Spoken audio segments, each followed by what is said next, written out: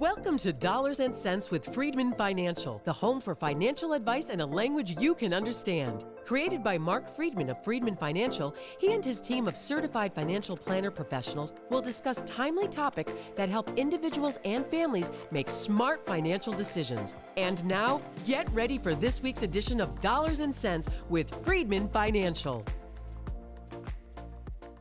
Welcome back to another edition of Dollars and Cents with Freedman Financial. My name is Marc Freedman. And I'm Marion Gilman. And we're here to provide you with some financial advice in a language you can understand. About halfway through the year right now. Unbelievable. And we've gone through quite the roller coaster, haven't we? We certainly have. As a matter of fact, I just walked out of a meeting with a client, and he said, I thought we lost everything this year. Guess what? Yeah, it really is amazing how many people have come in and they expect their accounts to be down more than they thought, simply because, look, the news is a pretty powerful mechanism for giving you information. Absolutely. And generally these days we're just picking up sound bites, and it's not necessarily the clearest indication of where we stand today. And like I've learned, just even with what's been going on in this conflict over with Israel and Iran, and you got the Ukraine and Russia, and you got all sorts of things that have gone on. So much going on. This military parade that happened over the weekend, the No Kings rallies that happened all over the country. And it was amazing. Even in my small town, they were marching for a rally on last Saturday. So amazing. Oh, a couple weeks ago. What fascinates me is if you spend the time to look at the three major cable stations, MSNBC, CNN, and Fox. And whether you look on television or just go to download those three cable news stations on your app, take a look at what they call are the A, B, and C block. What that means is, what is the lead story that they're talking about? Now, generally, when we're looking at our local news, we refer to it basically here in Massachusetts as 4, 5, and 7, which is the CBS, ABC, and NBC affiliate. We're dating ourselves. I know. We are dating ourselves. We are definitely dating ourselves. Most people don't even think of it as 4, 5, and 7. It's what? No. 806 or something, whatever. Who knows? But if you were to watch the daily news in town, you will see that most of the news stations follow the same process. The A block is going to be about something that happened in Boston. B block, C block, it's pretty much the same. But you go to the cable news stations, and it's fascinating to see what's important with different cable companies. Like, for instance, if you were to go to Fox as of this week, the top stories are all about the Israel-Iran conflict. If you go to MSNBC, you can't find anything about the Israel-Iran conflict. It's all about the No Kings rally that happened and the impact that that has had. And it's fascinating to me how each of us rely on one cable station over another, and that becomes our source of news. Absolutely. And, unfortunately, it's narrowing our focus in the U.S. And not only that, but even, social media, for those who get their news through social media. There's something in behavioral finance called confirmation bias, which means you continue to listen to and believe that which you already do believe. So you hold some beliefs, and then you listen to the news stations that actually confirm your beliefs. And social media, if you know, I'm sure any of you who are on social media know that you get all these ads and all these feeds, and it's from something that they believe you would want to listen to, which means that confirms your belief as well. Right. So if you just talked about a microphone one day, all of a sudden you're going to start to see microphone ads. Yeah. or you're going to start to see, well, here's the better microphone or the worst microphone, or whatever it is. Look, I'm traveling to Japan soon, and my feeds are inundated with Japanese language, things to eat, places to see, all that. Right. It all builds on itself. But what you have to realize is that a lot of that stuff that's fed to you isn't even real. It's fake, especially those videos. They're fabricated to make you think one thing or say something or share something that isn't even real. And you need to be very, very careful about that, because now with artificial intelligence, they can actually people can create these videos that are remarkably lifelike and like a certain person, and you'd never know that whether it's real or fake. Yeah, in fact, a couple weeks ago, you and I were at Duke University. In fact, if you Yes. watched the podcast, you saw a broadcast that we did live That's from right. Duke Yeah, University. yeah, we were sitting. Yeah, but they talked a lot about how artificial intelligence can be both positive and negative for us. That's true. And it can be very, very misleading. And it's so easy to get sucked into some of the texts you might get, the messaging you might get, the pictures you might see, even the faces on the screen that look like that person is talking to you, that you think, I know that person.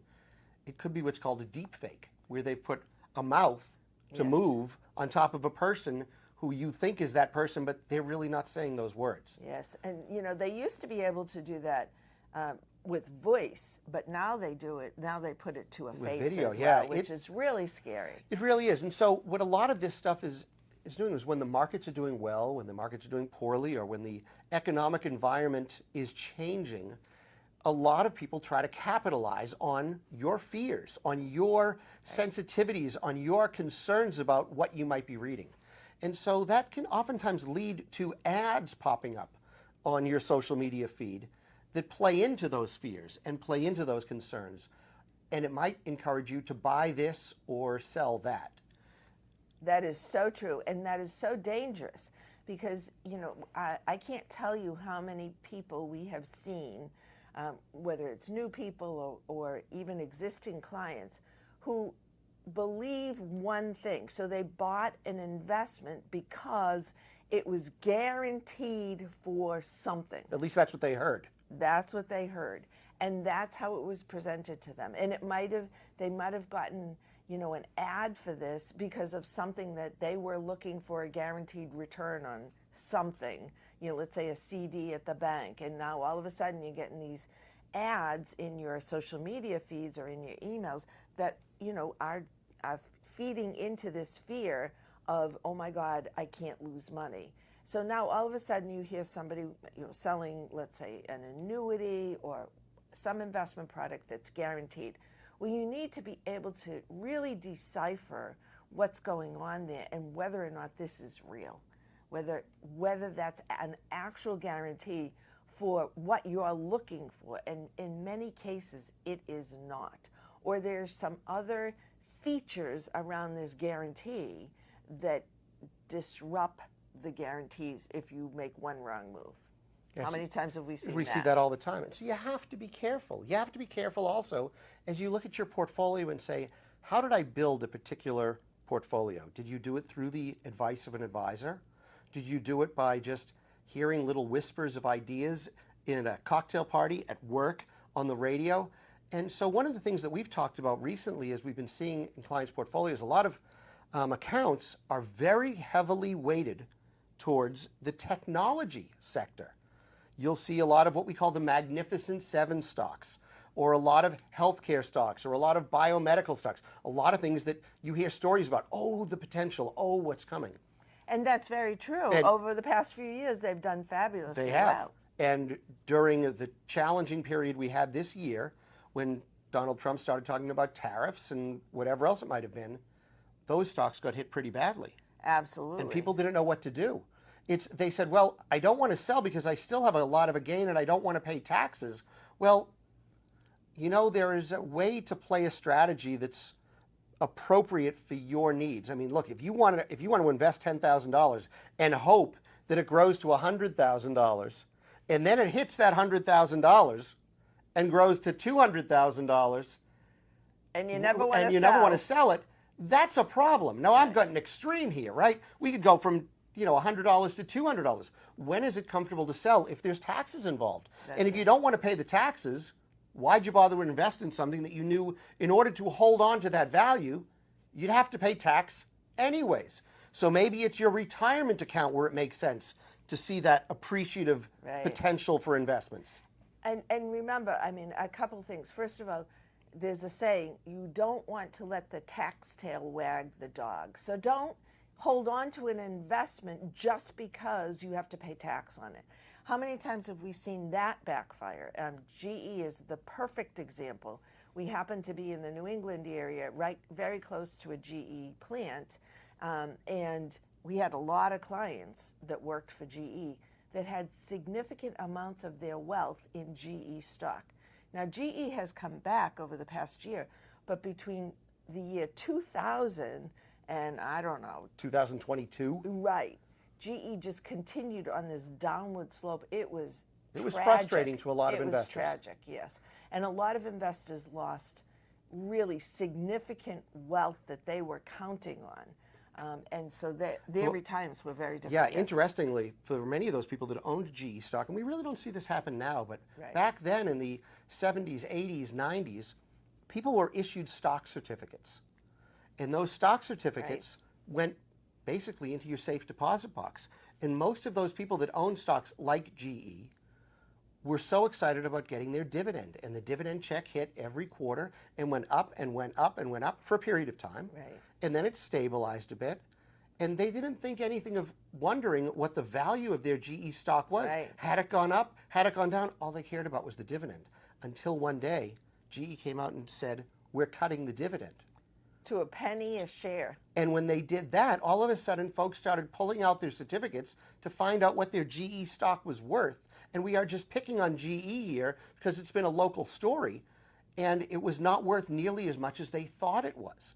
Now, GE has split its company. It's gone in several different directions. People that have held on have been rewarded for those that stuck around, but others that jumped ship because they didn't understand the full picture got concerned. And so one of the things that we look for when we're building portfolios for clients is to make sure that you have what's called a diversified portfolio as opposed to a diversified portfolio. And Marion, what do we mean by diversified? So, you know, there are times when you're just making it worse to actually concentrate your positions within the portfolio in certain stocks or something. So a lot of times people will say, well, I have 10 stocks in my portfolio, so I'm diversified. Right.